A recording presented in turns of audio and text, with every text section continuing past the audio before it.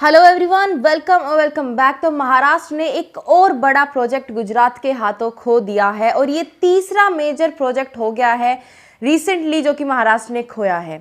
अब इससे महाराष्ट्र गवर्नमेंट पर क्या असर पड़ेगा और ये कौन सा प्रोजेक्ट था और बाकी कौन से प्रोजेक्ट से जो महाराष्ट्र गवर्नमेंट खो चुकी है गुजरात को, सब कुछ डिस्कस करेंगे। But before that please make sure you are subscribe to the channel and please like and share this video. हम बात कर रहे हैं टाटा एयरबस एयरक्राफ्ट प्रोजेक्ट की, जो कि महाराष्ट्र में सेटअप होना था लेकिन अब गुजरात में होगा। अगेन मेजर प्रोजेक्ट था जो कि महाराष्ट्र गवर्नमेंट ने खो दिया है। और अगर आप एक के बाद एक जो प्रोजेक्ट्स हैं वो खोते जा रहे हो किसी दूसरी गवर्नमेंट को, तो ऑफ कोर्स आपको अपोजिशन से बहुत कुछ सुनने को मिलेगा। इस प्रोजेक्ट के तहत एयरबस और टाटा मिलकर मैन्युफैक्चर करेंगे C-295 transport aircraft Indian air force के लिए। कहाँ? वडोदरा, गुजरात में। इसकी जो प्रोजेक्ट की कॉस्ट है वो करीब 22,000 करोड़ है। And most importantly this is for the very first time कि किसी मिलिट्री प्लेन को बनाने का जो प्रोजेक्ट है वो किसी प्राइवेट कंपनी को मिला हो इंडिया में।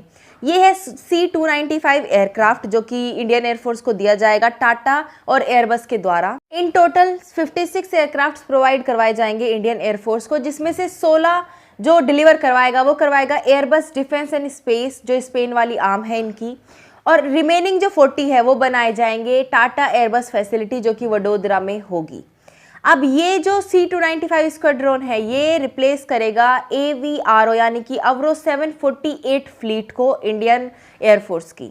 अगर मैं C-295 की बात करूं तो ये 9 टन्स ऑफ पेलोड को कैरी कर सकती है, 71 सोल्जर्स को कैरी कर सकती है और 44 पैरा ट्रूपर्स को कैरी कर सकती है। क्योंकि एक बहुत बड़ी अपॉर्चुनिटी, एक बहुत बड़ा प्रोजेक्ट अगेन महाराष्ट्र के हाथों से निकल गया है जो कि हजारों जॉब्स क्रिएट कर सकता था और बेसिकली डेवलपमेंट होता महाराष्ट्र में बेहद ज़्यादा इसकी वजह से। इसीलिए महाराष्ट्र में ब्लेम गेम चल रहा है। जो फॉर्मर महाराष्ट्र मिनिस्टर हैं आदित्य ठाकरे, उन्होंने शिंदे गवर्नमेंट को क्रिटिसाइज करते हुए बोला कि आप कभी सीरियस ही नहीं थे स्टेट के प्रोग्रेस को लेकर और इसीलिए you fail to protect the state's interest, यानी कि आप फेल कर रहे हो प्रोटेक्ट करने में जो स्टेट के इंटरेस्ट है उनको। फिर जो अपोजिशन के लीडर है दनवे, ये काफ़ी ज़्यादा लॉयलिस्ट रहे हैं उद्धव ठाकरे के।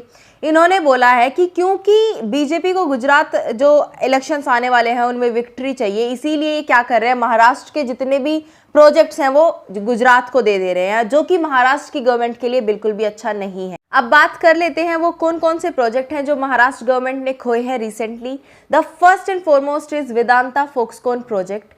ये दोनों कंपनीज मिलकर, वेदांता और फॉक्सकॉन, सेटअप करने वाली है सेमीकंडक्टर फैक्ट्री और ये होने वाला था महाराष्ट्र में, लेकिन एट द लास्ट मोमेंट ये गुजरात को चला गया प्रोजेक्ट, जिसकी वजह से जो शिंदे गवर्नमेंट है उसको काफ़ी कुछ क्रिटिसिज्म झेलना पड़ा। दूसरा जो बड़ा प्रोजेक्ट खोया है महाराष्ट्र गवर्नमेंट ने वो है बल्क ड्रग पार्क। ये बेसिकली फार्मास्यूटिकल्स प्रोडक्ट को मैन्युफैक्चर करने के लिए बनाया जा रहा है ताकि जो इंपोर्ट पर हमारी डिपेंडेंसी है, जो फार्मा इंपोर्ट पर, वो कम हो पाए। ये जाना था अगेन महाराष्ट्र में, लेकिन महाराष्ट्र गवर्नमेंट ने अगेन इस प्रोजेक्ट को खो दिया। हिमाचल प्रदेश को मिला, बाद में ये आंध्र प्रदेश को मिला और गुजरात को मिला। 1900 करोड़ का ये पूरा प्रोजेक्ट था और अगेन कम से कम 10,000 करोड़ की इन्वेस्टमेंट को ये प्रोजेक्ट अट्रैक्ट करता और जो एम्प्लॉयमेंट है वो करीब 20,000 लोगों को प्रोवाइड होता इस प्रोजेक्ट से। ये भी, इसको जब खोया था महाराष्ट्र गवर्नमेंट ने तब आदित्य ठाकरे ने बोला था कि एक तो आपने वेदांता फॉक्सकॉन प्रोजेक्ट पहले ही खो दिया, उसके बाद अब एक प्रोजेक्ट जिसपे कि MVA यानी कि महाविकास अघाड़ी, ये एक कोलिशन गवर्नमेंट है जो कि फॉर्म करी गई थी INC, NCP और शिवसेना के द्वारा।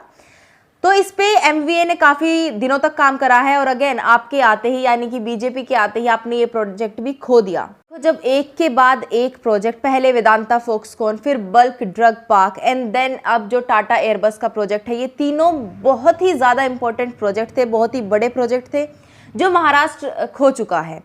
अब ऐसे में जो गवर्नमेंट में विश्वास होता है जनता का वो खो जाता है, क्योंकि एक तो महाराष्ट्र की आबादी, पॉपुलेशन बेहद बड़ी है, तो उनको जॉब्स भी उतनी ही चाहिए और ये तीनों प्रोजेक्ट बेहद बड़े नंबर में जॉब्स क्रिएट कर सकते थे, जो कि अब महाराष्ट्र में नहीं होंगी बल्कि गुजरात में होंगी। तो ऐसे में अब गवर्नमेंट को कंसर्न्ड हो जाना चाहिए, सीरियस हो जाना चाहिए कि वो और ज़्यादा बड़े जो प्रोजेक्ट्स हैं उनको अट्रैक्ट करे महाराष्ट्र में। एक ऐसा ही प्रोजेक्ट है जो कि सऊदी अरामको के द्वारा करा जाएगा। महाराष्ट्र में अभी तक इसकी बात चल रही है।